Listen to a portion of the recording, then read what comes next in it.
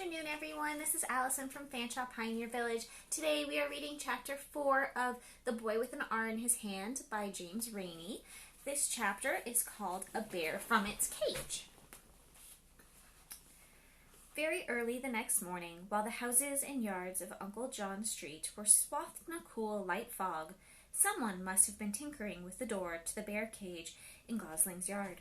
Because a few moments later, looming rather larger than life because of the fog, the bear itself appeared in the McAllister yard and helped himself to some of the beehives that were standing in a corner by some of the currant bushes. After scraping the honey out of the hives and paying no attention whatsoever to the bees, who were thunderously angry at such an early awakening, the bear crashed through the fence and could be seen crossing a field and then disappeared into the forest, leaving a trail of honey smears and disturbed bees. "Hello, Alec," said Cousin Bathsheba, a half-hour later, as she met Alec walking about the garden. "Do you like to walk about in the early morning, too? There's been a bear at the beehives. Will Father be angry?" Luckily, the mist was still thick enough to prevent a really good light falling on Alec's face, which had a rather curious expression on it at that very moment.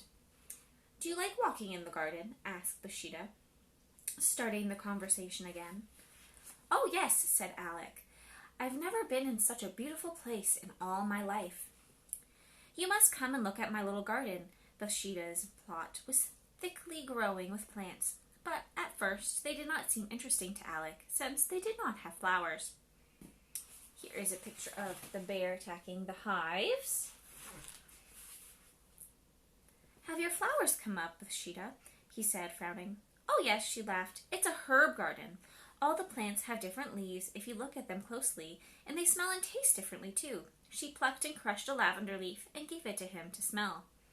Dimly, Alec could recall a certain good dress of his mother's smelling like this, although the lavender that so scented it had been grown in a far-away country.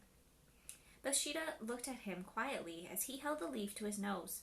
She had a nice wide mouth with a pleasant smile, and since she was impatient of wearing a bonnet, her face was lightly dusted with freckles her mother highly disapproved of.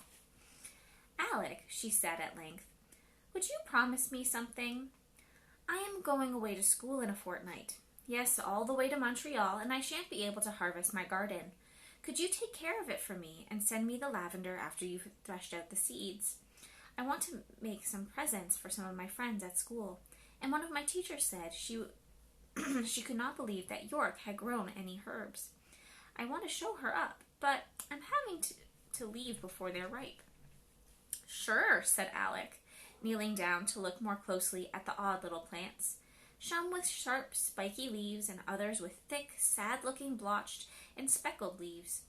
Cousin Bathsheba taught him all there was to know about her garden. The mist thinned off, the sun showed, and the shadows began to come on, long early morning shadows, rapidly shortening as the sun got higher.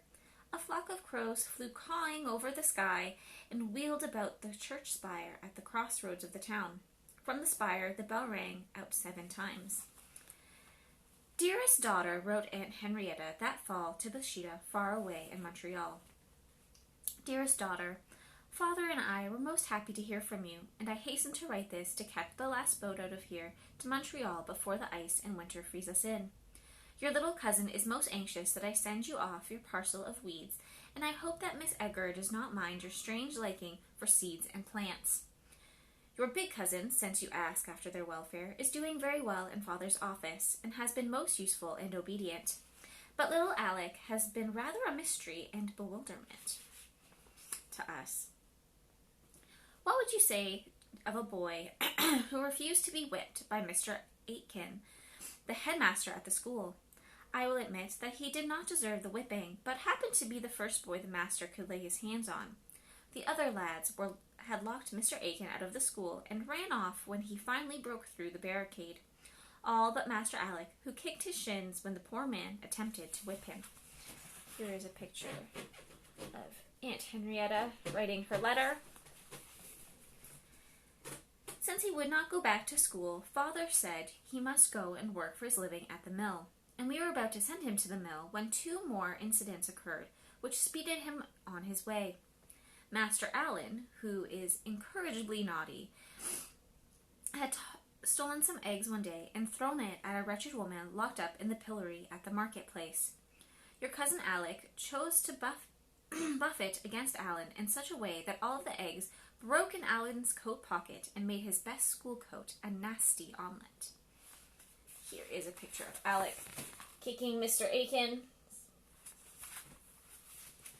But worse is to follow. After my calling on the Lieutenant Governor's niece, Lady Catherine Figgis, you may remember with you late in the summer.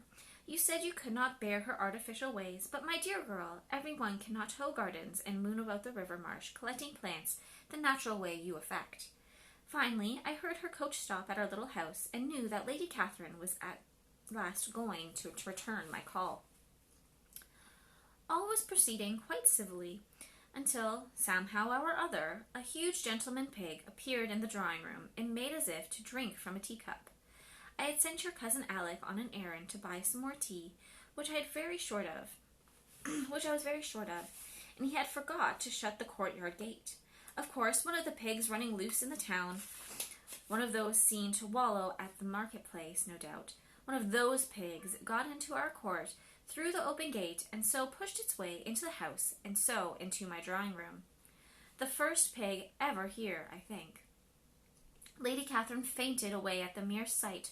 Her little dog Flora had been ill ever since, and her monkey, called Tully, I believe, the first monkey, I believe, also to visit my drawing-room, a detestable creature, ran up the chimney and onto our roof, from which it could barely be induced to come down. Here's a picture of Tully up on the roof. The serving girls said they could barely sleep for the creature pattering back and forth on the roof all night till morning.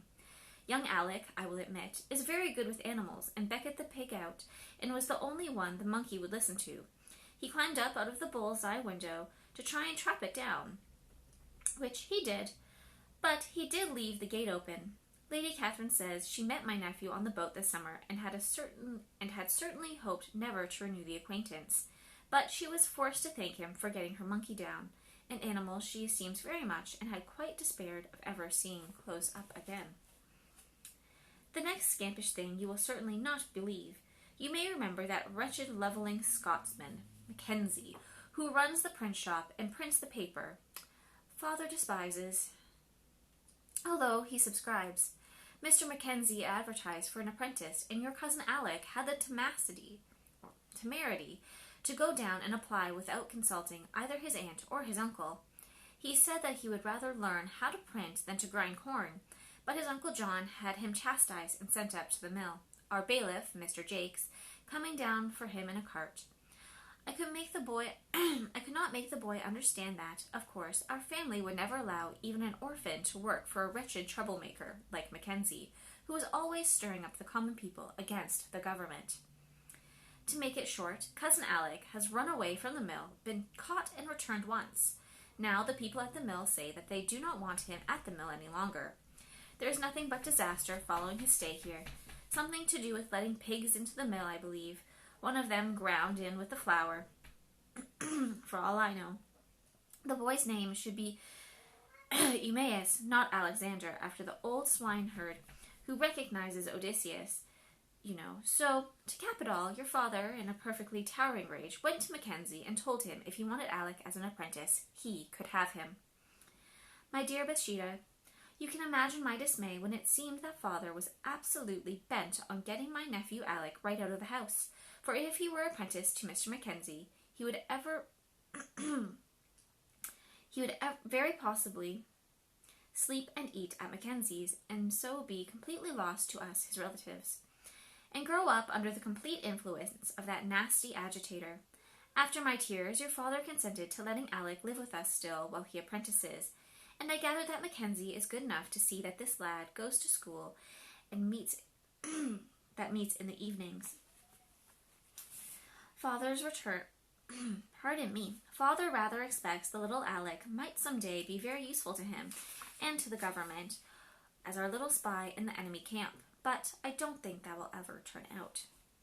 One thing I will say for Alec, he is willing and will do things for me and help, whereas you will remember how Alan would never bring in a chip of wood when he lived in the smaller house, even though the fire might be stony and black.